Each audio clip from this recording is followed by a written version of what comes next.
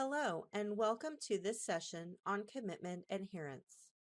After reviewing this video, you'll have an understanding of how commitment adherence is defined, how commitment adherence is calculated, and how to successfully meet the commitment adherence goal. First, let's tackle this question of defining commitment adherence. To start, it's important to understand the basic idea behind commitment adherence. Clients are confident when their business partners deliver goods or services as promised. This means they're adhering to their commitments. The commitment adherence metric is in place to measure the amount of time you actually service when compared to the amount of time you committed to service. When you select intervals to service a client program, you're making a commitment to the client to deliver a service during a specific time frame. Each interval is set for a specific time, 30 minutes, and has a set number of anticipated openings to be filled. These vary and are based on data such as past trends or expected call volume. When a business fails to meet its stated commitment, there are potential customer contacts that are not answered in a reasonable time. If several companies do not service as intended, it can impact the client's customers by making them wait longer than expected, which lowers customer satisfaction. Now let's look at why it matters. As an independent business, you demonstrate your competency and ability to continue providing services by consistently adhering to intervals you selected. Meeting and exceeding your commitments strengthens your standings with clients that provide servicing opportunities on the Arise platform. Not meeting your company's commitments may prevent your company and your CSPs from having access to new opportunities. Why it matters to the client. The client counts on your company to deliver services during the intervals you selected. It's imperative for the client to have the reassurance that the needs of its customers will be handled in a timely manner. Now that we understand the basic concept of commitment adherence, let's define the commitment adherence calculation. In the most basic terms, commitment adherence is the amount of time you actually serviced when compared to the amount of time you selected to service. Great! Now we know everything there is to know about commitment adherence, right? Well, not really. So let's break it down even further. Here's the formula for commitment adherence. Let's first look at the section above the line. The first number is the number of minutes that were actually serviced. Serviced minutes means the total number of minutes in each selected interval that were actually serviced. The second number above the line is the number of excused no-show minutes. Excused no-show minutes means the total number of minutes of each selected interval that were not serviced, but for which an interval waiver was issued. There are two types of interval waivers. First is the individual waiver. This is a waiver requested for a technical issue, reported to and diagnosed by Arise technical support that prevented you from servicing your selected intervals. A waiver must be submitted within 24 hours via the Arise portal self-service under the incident status. The second type of waiver is a global impact waiver. This is a technical issue that is impacting a large number of companies and their CSPs. No ticket is necessary for a global impact waiver. These two numbers are then added together to provide the total number of minutes considered as serviced. Now let's take a look at the numbers below the line. First, there are the selected minutes. These are the minutes that you have selected to service. When viewing selected minutes in Starmatic, they are easily identified as having a check mark in the box for the corresponding 30-minute interval. Selected minutes means the number of total minutes determined by multiplying the number of all the intervals selected by 30 minutes per interval. For example, 30 service intervals would be 900 minutes. That's figured by multiplying 30 minutes by 30 intervals to arrive at 900. We'll look at some calculations of this shortly. Let's look at an example. You have selected 35 service intervals. Remember, an interval is the box in Starmatic. Each interval is 30 minutes. For the commitment adherence calculation, take 35 intervals, or Starmatic boxes, and multiply by 30 minutes for each interval. This equals 1,050 selected minutes.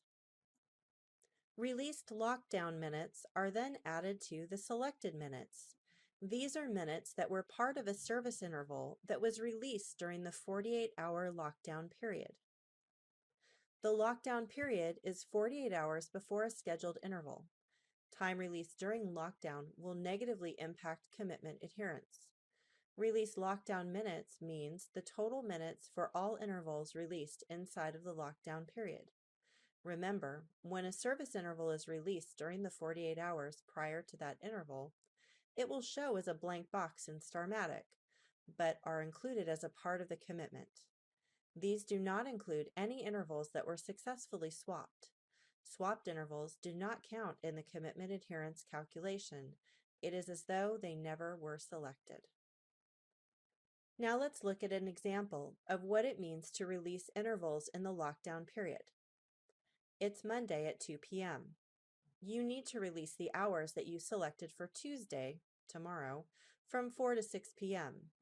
Because it's 28 hours before the intervals you need to release, it falls in the lockdown period and will negatively impact commitment adherence.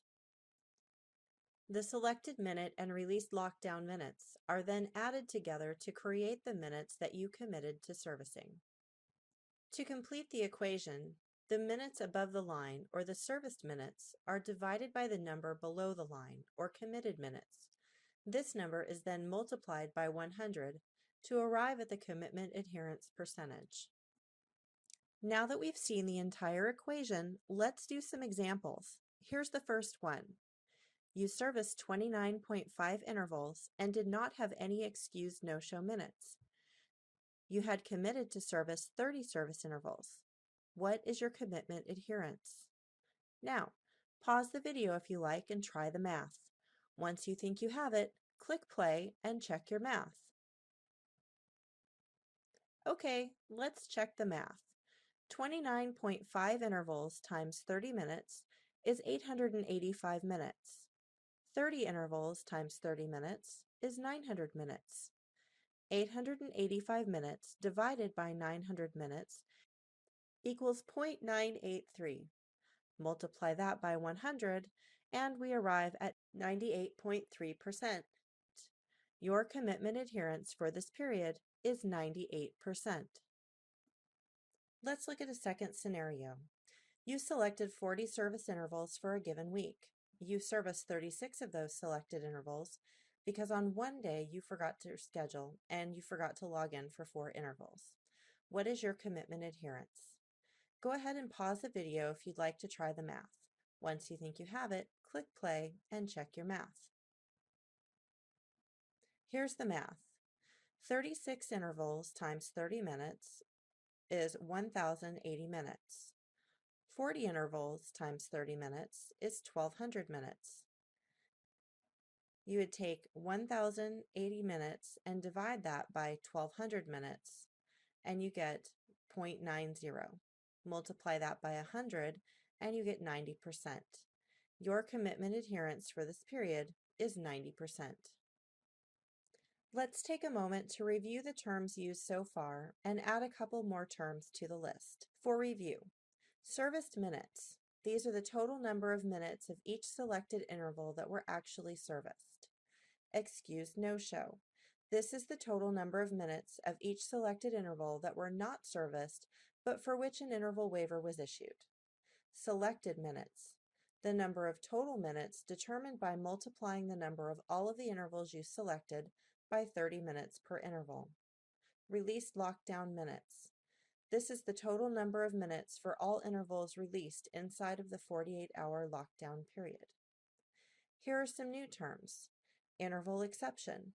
An interval that, due to lower than anticipated call volume, can be released with no impact to your commitment adherence. Urgent service.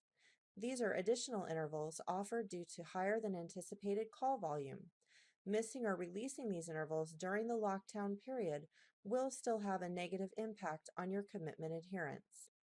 Swap, the ability to put up your interval for swap within the lockdown period. This allows the opportunity for another CSP to select your interval.